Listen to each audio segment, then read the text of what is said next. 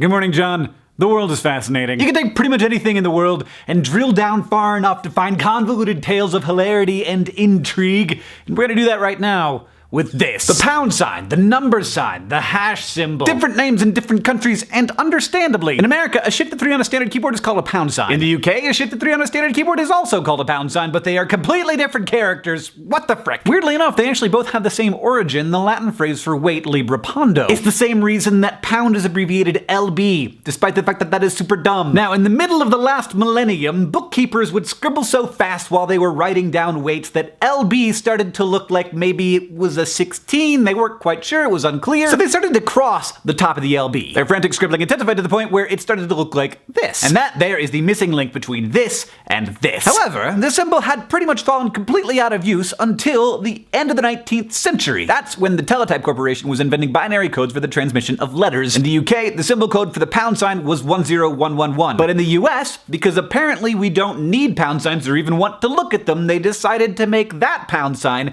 not the UK pound currency symbol, but the old obsolete pound sign. This is the moment where the magic happened. Because this symbol didn't actually mean very much, it started to become a catch-all symbol for when someone needed a non-confusing symbol for something. This is probably how it became known as the number sign. You put it before a number to indicate that the number is a number, which is so extremely non-useful that I refuse to accept that this thing is called a number sign. I know it's a number because it's a number. Next step in the process, Bell Labs is developing touch-tone phones in the 1960s. The engineers at Bell Labs see the potential for phones to control machines and computers, so they want to add 2 extra buttons that aren't numbers that can be used for those purposes. Originally, it was a 5-pointed star and a diamond, but the engineers at the company insisted that it be a character that was in the newly created ASCII code system, and neither of those symbols were in there. After much deliberation, they went with the asterisk, which looked a lot like the star, and the kinda unnamed symbol in question because it wasn't really being used for anything else, so it wasn't confusing. So it was included on phones, and remarkably enough, if I go to the keypad, it's still on there. Because it was used by Bell Labs on their phones, it became a standard culturally understood symbol, so much so that it was included on the standard American keyboard. Once again, in place of the British pound sign, despite the fact that there was not really any good use for it. Now, the engineers at Bell Labs in the 60s seem to have recognized that there wasn't a good name for this thing, because in their manuals that they distributed to different people about how to use their devices,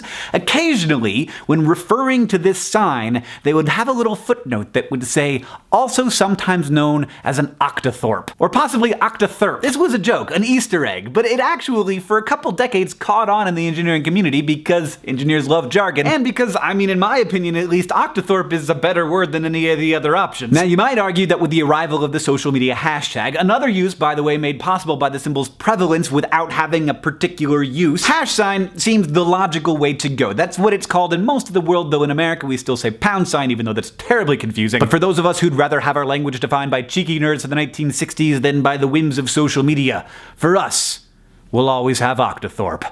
John, I'll see you on Tuesday.